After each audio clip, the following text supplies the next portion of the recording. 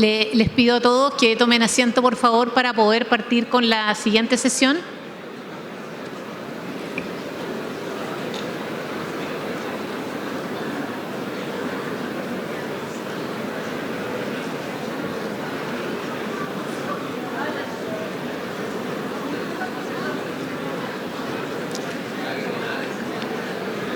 Muy buenos días.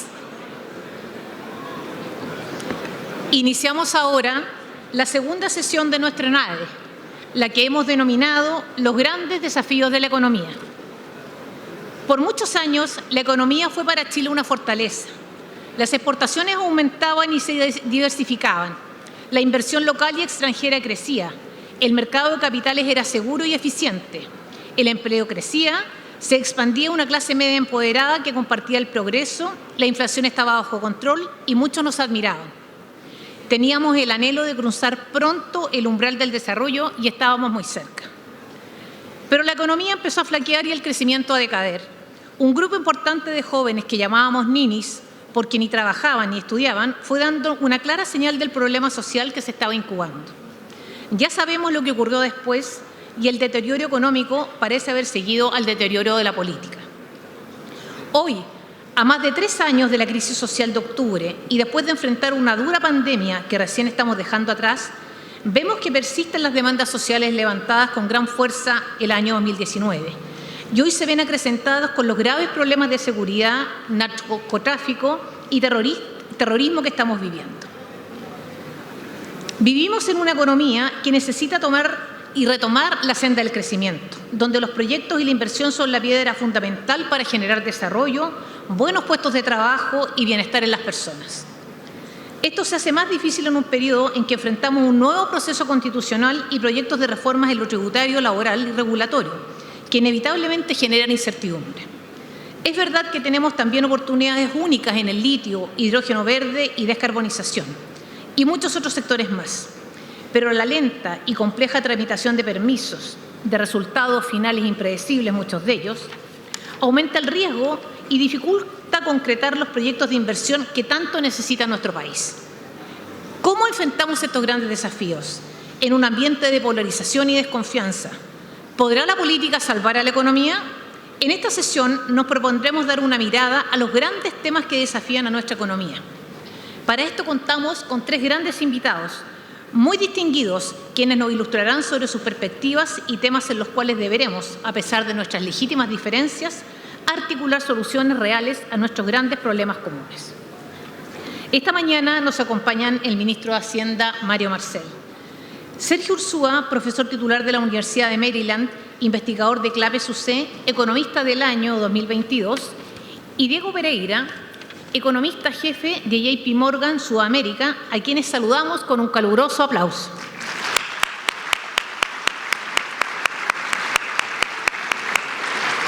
Tengo el honor de dejar con ustedes al ministro de Hacienda, don Mario Marcel. Muchas gracias.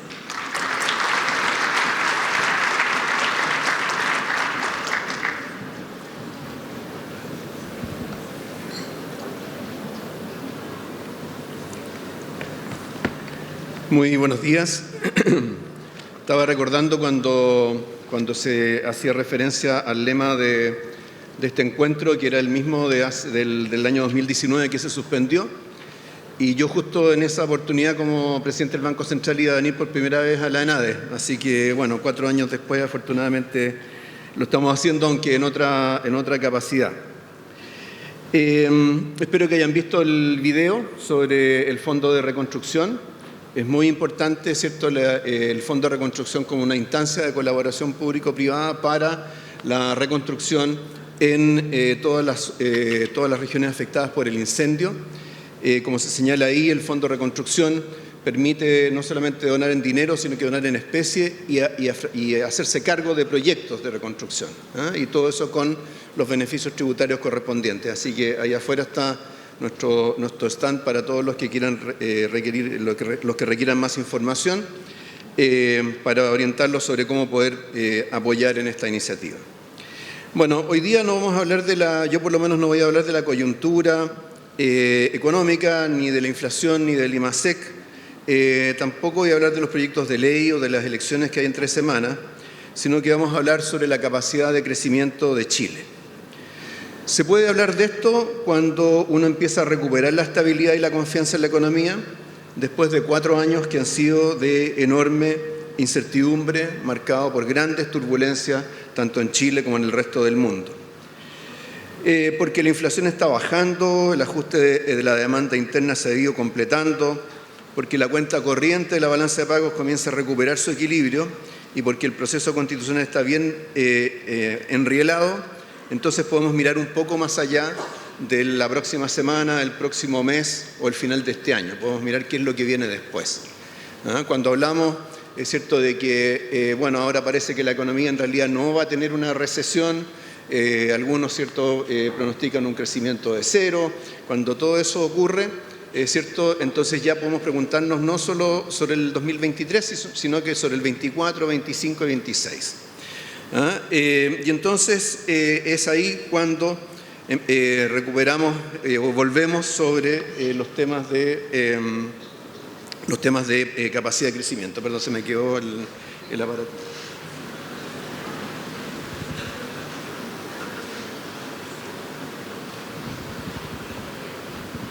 Muy bien. Entonces, bueno, cuando hablamos de crecimiento, por supuesto, es una palabra que nos convoca a muchos. Es cierto que el crecimiento no agota el concepto de desarrollo económico, no agota, ¿cierto?, la expansión del bienestar de la población, pero por supuesto que ayuda mucho. Y además, cuando hablamos de crecimiento, conectamos el presente con el pasado y con el futuro que vamos a enfrentar. Y en esta materia, ¿cierto?, lo que podemos ver es que entre la primera década del 2000 y la actualidad, no solamente las cifras efectivas de crecimiento han sido menores, sino que el crecimiento tendencial estimado ha decaído a menos de la mitad. Ha pasado de cifras cercanas al 5% a cifras que son inferiores al 2,5% anual. Ahí tenemos en el gráfico de la derecha, por ejemplo, las proyecciones de PIB tendencial de los distintos informes de política monetaria del Banco Central.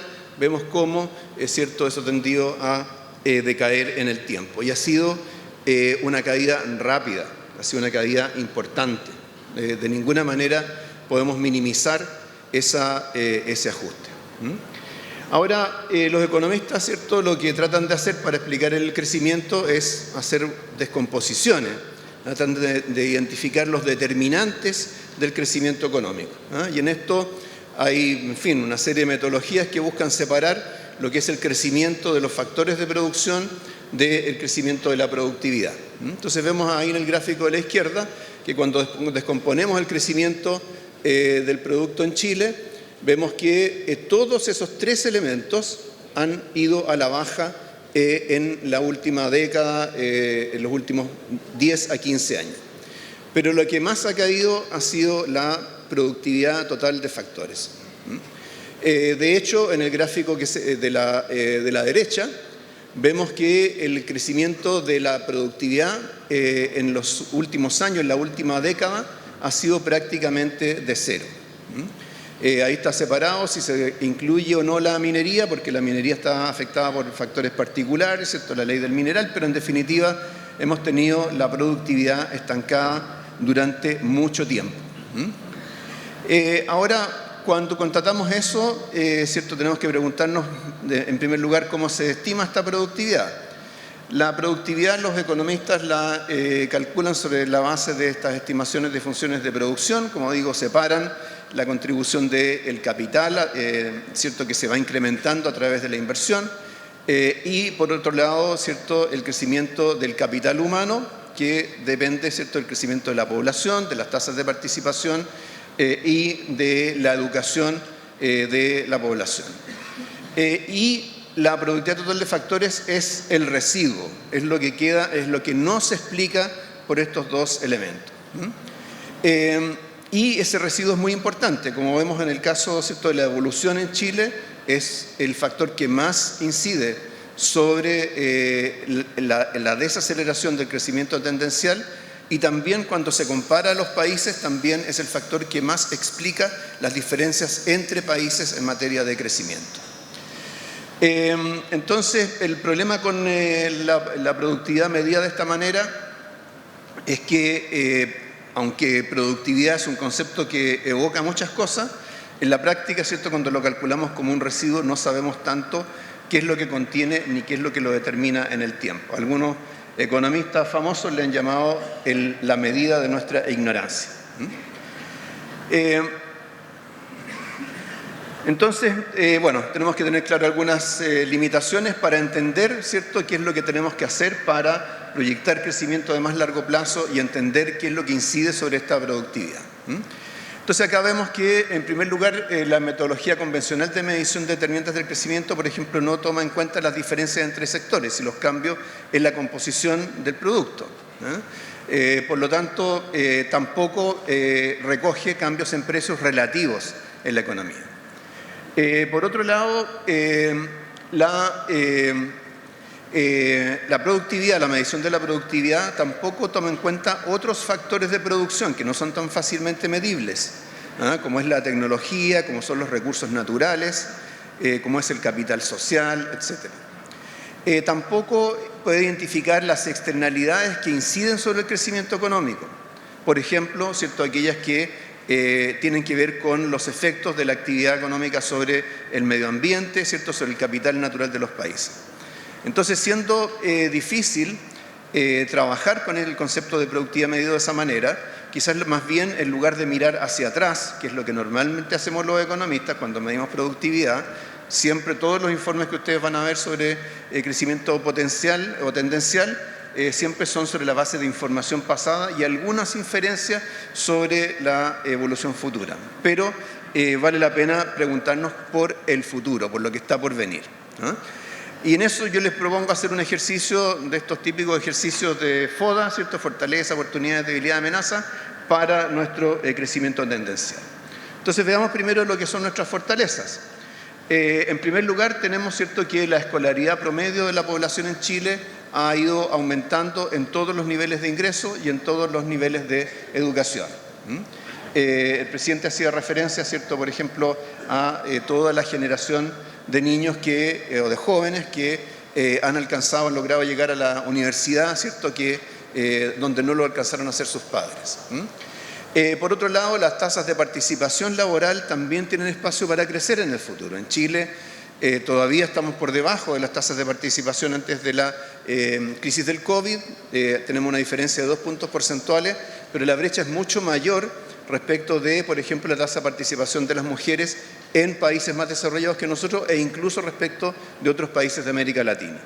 Tenemos, por lo tanto, la posibilidad también de incrementar nuestro capital humano aplicado a la producción a través del aumento de las tasas de participación. Por otra parte, también una ventaja, una fortaleza que tenemos es el cambio que está experimentando nuestra matriz energética. Hasta hace 10, 15 años atrás, ¿cierto?, éramos un país enteramente dependiente de la importación de combustibles fósiles. Hace ya unos cuantos años se tomó la decisión de avanzar decididamente en el estímulo a las energías renovables y hoy día estamos en la mitad del camino. Hoy día, este año ya sobrepasamos el 50% de nuestra energía que se genera a través de fuentes renovables. Y en 10 años más vamos a estar en 85%. Ese es un cambio de enorme magnitud para este país, porque no solamente vamos a ser menos vulnerables a las fluctuaciones, ¿cierto?, de los precios internacionales del petróleo, etcétera, sino que además vamos a tener una fuente estable de energía renovable que nos va a permitir competir con el resto del mundo con productos verdes, generados con energías limpias. Entonces la transición energética va a tener ese efecto positivo en el crecimiento económico por distintas vías, también es una de nuestras fortalezas. También, a pesar de los escándalos, de los cuestionamientos, Chile sigue siendo, en el contexto de América Latina, un país con instituciones más sólidas en materia de riesgo, reflejado en la medición de riesgo económico, de riesgo político, de riesgo en el entorno financiero y en general riesgo país, diferencias bien apreciables respecto de otros países de nuestra región y también relativamente favorables comparado con muchos países emergentes. Entonces estas son algunas de nuestras fortalezas. ¿Dónde están nuestras debilidades? Bueno, primero, la transición demográfica, ¿cierto?, va a hacer que en los próximos años va a seguir disminuyendo la población en edad de trabajar y al mismo tiempo va a ir aumentando la población de adultos mayores. Por lo tanto, las tasas de dependencia en Chile van a ir aumentando. Este es un fenómeno demográfico respecto del cual es bien poco lo que podemos hacer. ¿Cierto? La migración eventualmente puede cambiar algo estas trayectorias, pero en definitiva el envejecimiento de la población en Chile es un factor que nos juega en contra en materia de crecimiento tendencial. También en la minería, ¿cierto?, la ley de minerales de cobre, ¿cierto?, ha ido decayendo. Muchas de las inversiones que hoy día se hacen son para recuperar capacidad productiva ante, ¿cierto?, el agotamiento o el envejecimiento de nuestros yacimientos. Ahí se ve, por ejemplo, cómo ha ido evolucionando la ley promedio del mineral a través de distintas metodologías, cosa que es bien notoria. De hecho, es tan importante esto que medir crecimiento tendencial en Chile con o sin minería hace una diferencia bien importante. Por otro lado, ¿cierto?, a medida que nuestro país ha ido invirtiendo con el correr de los años, nuestro stock de capital se va volviendo cada vez mayor, por lo tanto la depreciación de ese stock de capital también va creciendo y de la inversión que vamos haciendo año a año, una proporción creciente de esa inversión va simplemente a reponer el capital que se va gastando, que va quedando obsoleto. Entonces necesitamos un esfuerzo de ahorro y de inversión mayor para acelerar la acumulación de capital. Y por último, algo que surgió mucho en las intervenciones previas, el tema de la confianza. Chile es un país que se ha caracterizado por muchos años, décadas, por un alto grado de desconfianza interpersonal. Ahí en ese gráfico de la izquierda uno podría decir, parece que mejoró un poco en los últimos 2 años, pero fíjense en la escala. La escala llega hasta 25% en ese gráfico, o sea, nosotros estamos rebotando en el fondo de la confianza interpersonal, en torno a cifras entre 10 y 15% de las personas que dice que en general se puede confiar en los demás. Y por otro lado, ¿cierto?, eso durante algún tiempo lo compensamos con una confianza en las instituciones, pero la confianza en las instituciones también ha ido cayendo por diversos factores que son los cuales no vamos a profundizar, pero creo que todos lo podemos reconocer. Una de las grandes barreras al crecimiento, si trasladamos la discusión de crecimiento, de potencial de crecimiento y de productividad, desde el nivel agregado hasta el nivel micro, al nivel de las firmas, ¿qué es lo que nos ocurre en Chile? Bueno, en Chile lo que tenemos es que, por supuesto, en primer lugar hay diferencias grandes de productividad entre distintos tipos de empresas, pero además lo que vemos es que en el cambio a través del tiempo hay distintas formas de aumentar productividad, ¿cierto? Una es a través de la entrada y salida de firmas, ¿cierto? Si salen firmas menos productivas y entran algunas más productivas, la productividad agregada va aumentando. En Chile eso ocurre a una escala relativamente modesta, pero ocurre. Pero donde nosotros estamos al debe, claramente, es que las firmas que son más productivas no son necesariamente las que más crecen o no crecen lo suficiente. En otras palabras, ¿cierto?, lo que ocurre es que la capacidad de crecer de una firma pequeña, de transformarse en mediana, de transformarse en grande, en Chile es muy limitada. Y en eso tienen que ver muchos factores, tienen que ver las características de nuestro mercado y también inciden las políticas públicas.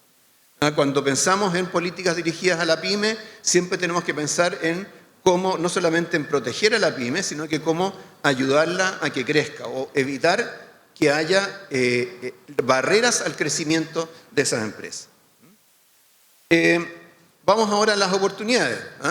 Las oportunidades, bueno, ya se mencionaron en las intervenciones iniciales. La industria del litio está en auge. Chile lidera internacionalmente en producción y en reservas. Por supuesto, los precios han aumentado de manera extraordinaria, producto, ¿cierto?, del avance de la economía verde en el mundo, de la electromovilidad, la demanda por litio para la fabricación de baterías. Nosotros, el Estado, a través de los contratos que tiene con las empresas que explotan litio, obtiene ingresos por esa vía. Se ha celebrado mucho, ¿cierto?, los ingresos que se tuvieron durante el año pasado. Este año también van a ser ingresos importantes, pero también es relevante cómo el Estado invierte o reinvierte esos recursos. Y para eso, ¿cierto?, lo que hemos hecho es estructurar un programa de desarrollo productivo sostenible donde las rentas que obtiene el Estado del litio se reinvierten en otros temas en los cuales se requiere el aporte del Estado, por ejemplo, en la infraestructura necesaria para el desarrollo del hidrógeno verde. Pero el punto es que tenemos acá una industria que está en auge, que nosotros somos un país privilegiado para producirlo y por lo tanto eso nos da una oportunidad de crecimiento muy importante. Lo mismo en el caso del hidrógeno verde. Chile tiene las mejores condiciones en el mundo para producir energías renovables y con esto producir hidrógeno verde. El proyecto de desarrollo de la industria de hidrógeno verde revela muchos aspectos de la próxima transición en esa materia. Están ahí señalados algunos hitos que están previstos para el 2025, para el 2030, y en la barra del medio se muestra cuánto del hidrógeno verde que puede producir Chile se puede consumir internamente y cuánto podríamos llegar a exportar. Se ha dicho, por ejemplo, que el hidrógeno verde puede llegar a ser una industria tan importante como la minería. Entonces tenemos una enorme oportunidad y está ahí la foto de la planta que ya está operando en Magallanes, ¿cierto?, a la que hizo referencia el presidente de la República. Yo cuando voy fuera, estuve recién en Washington, todos los países quieren producir hidrógeno verde, todo el mundo habla de hidrógeno verde, pero nosotros tenemos una planta que ya existe. Y la idea es que llevemos la delantera en esa materia y si eso ocurre vamos a tener una ventaja importante en materia de crecimiento.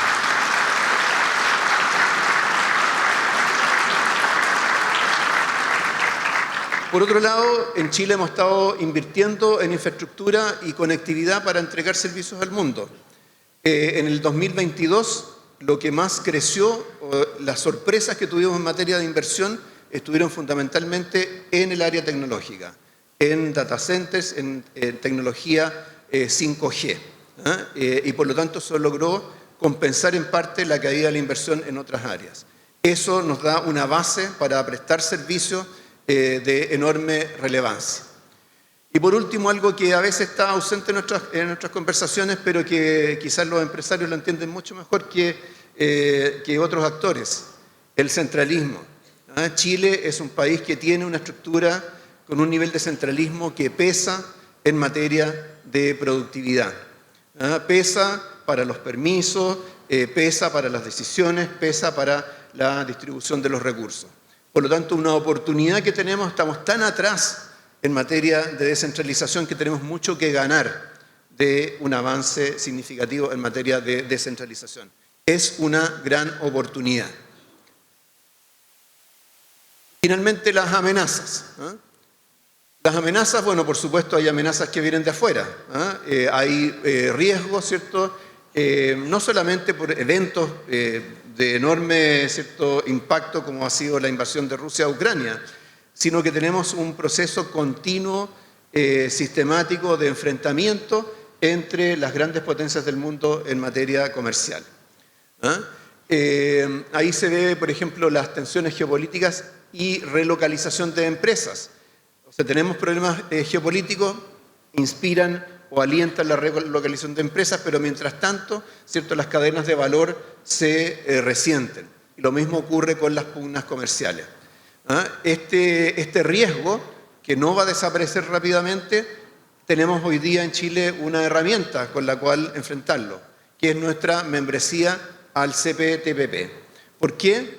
Porque nosotros, en lugar de ser un pequeño barco a la deriva, entre medio, ¿cierto?, de grandes buques que se pelean a cañonazos, China, Estados Unidos, Europa, ¿cierto?, en lugar de estar ahí a la deriva en medio de esa batalla, tenemos la posibilidad de asociarnos con un conjunto, actuar conjuntamente con un grupo de países que piensan de manera similar a nosotros. Entonces, el CPTPP, más allá de cuánto significa en materia de comercio o de inversión, también es una alianza que nos va a permitir enfrentar este tipo de riesgos.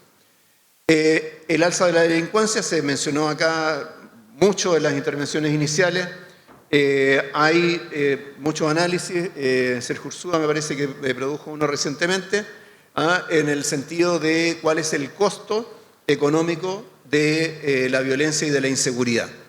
Y eso se refleja en costos sociales, por cierto, costos en vías, en capacidad productiva, en los gastos que tiene que hacer el sector privado, los hogares, las empresas en materia de seguridad y los efectos que esto tiene sobre, por supuesto, sobre la inversión. Entonces, en el balance tenemos ahí el cuadro: fortalezas, crecimiento de la escolaridad, espacio para aumentar la participación laboral, cambio en la matriz energética, debilidades, ¿cierto?, el decrecimiento de la fuerza de trabajo, la caída de la ley del mineral del cobre, la suficiencia del ahorro y la inversión ante la depreciación creciente, oportunidades, ¿cierto?, el desarrollo de la industria del litio, del hidrógeno verde, la digitalización, la diversificación productiva y las amenazas, ¿cierto?, las disputas comerciales, el aumento del crimen y la delincuencia, la falta de colaboración público-privada y también los errores de política que podemos cometer. Por ejemplo, cuando hacíamos referencia al tema de PYME, no solo apoyar, sino que también ayudar a crecer. Entonces, ¿qué balance podemos sacar de acá? Si tratamos de ponerle números a todos estos factores, lo que vemos es que Chile podría crecer en términos de crecimiento tendencial más de 2 puntos por encima de lo que estamos creciendo hoy. Si hoy día estamos hablando de un crecimiento tendencial de entre el 2 y el 2,5%, podemos duplicar ese número. No es algo imposible. Vemos ahí a Chile en la comparación de países entre PIB per cápita y crecimiento del PIB. Vemos que el punto rojo es Chile. Vemos que lo que está hacia arriba y hacia la derecha en ese gráfico son todos países que tienen o el mismo PIB que nosotros y mayor crecimiento o el mismo crecimiento y mayor PIB per cápita. Entonces, esto no es imposible, no es un milagro, tiene que ver, ¿cierto?, con características, oportunidades que tenemos como país que tenemos que ser capaces de aprovechar. De más está decir la diferencia que haría, ¿cierto?, tener un potencial de crecimiento de 2 o 2,5% versus un potencial de crecimiento de 4% anual. Esto es posible, lo podemos hacer. Y ahí vemos cuál es el efecto acumulado. El efecto acumulado de seguir un camino u otro, seguir un camino cansino, pasivo, ¿cierto?, nos va a llevar, claro, vamos a tener un crecimiento del producto de 50% de aquí al 2050, pero la verdad es que, y por otro lado, ¿cierto?, si se gatillan las amenazas podría ser menos que eso, pero si siguiéramos, aprovecháramos estas oportunidades que hoy día tenemos, por supuesto, esas cifras pueden ser más del doble.